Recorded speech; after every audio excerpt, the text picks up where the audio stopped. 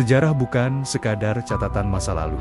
Ia adalah cermin, dan kadang cermin itu sengaja dikaburkan. Aceh, negeri di ujung barat Nusantara, yang hari ini mungkin hanya dikenal dari berita konflik, tsunami, atau kopi. Tapi dahulu, Aceh adalah pusat peradaban. Aceh adalah cahaya bagi dunia Islam di timur. Tahun 1565, dunia sedang berubah. Portugis dan Belanda menjelajah dunia dengan kapal dan senapan. Tapi Aceh tak tinggal diam.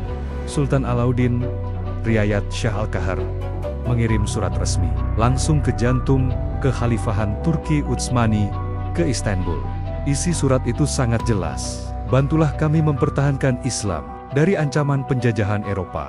Surat itu bukan hanya dibaca, tapi dibalas dengan meriam, dengan insinyur militer, dengan pelatih strategi perang. Bayangkan, Aceh bukan hanya berdiplomasi, Aceh menjadi sekutu resmi kekuatan Islam terbesar di dunia. Belanda tahu ini. VOC mencatatnya dengan cemas. Aliansi Aceh-Turki dianggap ancaman serius bagi rencana penjajahan Asia Tenggara. Bahkan, laporan kolonial menyebut Aceh sebagai benteng terakhir Islam di timur. Tapi ada yang lebih mengejutkan. Aliansi ini bukan sekadar simbol. Ia nyata. Bukti surat menyurat ini tersimpan di arsip Ottoman dan juga Leiden. Namun, kenapa kita tidak pernah diajarkan ini di sekolah?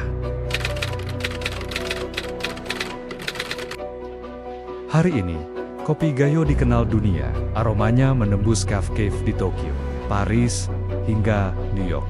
Tapi ratusan tahun lalu, biji kopi ini bukan hanya minuman. Ia adalah alat tukar. Ia adalah strategi. Pedagang Arab, Gujarat, dan Turki datang ke dataran tinggi Gayo.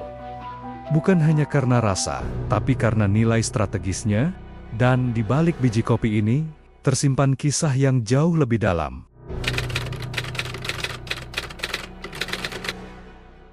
Perempuan-perempuan Gayo. Mereka bukan sekadar petani, mereka adalah tulang punggung perlawanan yang tak tertulis. Di tengah ladang berkabut, mereka sisipkan peta dalam karung kopi. Mereka sembunyikan pesan sandi di antara tumpukan hasil panen. Di pasar, mereka berdagang seperti biasa. Tapi sebenarnya, mereka sedang menyampaikan instruksi, kode rahasia, informasi pergerakan pasukan, bahkan jalur logistik. Semuanya berpindah tangan lewat bahasa isyarat dan kantong-kantong kecil di bawah timbangan. Tanpa senjata, tanpa gelar, tanpa disebut dalam buku sejarah. Sejarah mereka tak pernah dicatat. Nama-nama mereka tak tertulis di buku pelajaran. Tak ada patung, tak ada museum. Kolonialisme bukan hanya soal menjajah tanah, ia adalah soal menghancurkan memori, membuat kita lupa siapa kita sebenarnya. Dan ketika kita lupa sejarah, kita kehilangan arah. Tapi hari ini, dengan setiap teguk kopi Gayo, kita masih bisa merasakan jejak dari perlawanan yang sunyi itu. Mereka yang bekerja dalam gelap, mereka yang berkorban tanpa nama. Kita punya tanggung jawab untuk mengingat, untuk menyampaikan kembali. Aceh adalah cermin, dan kita harus cukup berani untuk menatapnya. Inilah Aceh yang tak pernah diajarkan. Aceh yang menulis surat ke Istanbul dan dibalas dengan meriam. Tapi tidak selamanya. Jika kamu merasa sejarah ini penting, jangan biarkan kisah ini terkubur lagi. Bagikan, suarakan, karena sejarah yang kita hidupkan kembali akan jadi warisan generasi berikutnya.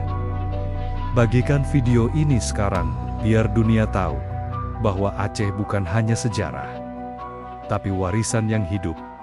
Suarakan bersama, karena sejarah yang kita bangkitkan hari ini akan jadi kekuatan generasi berikutnya.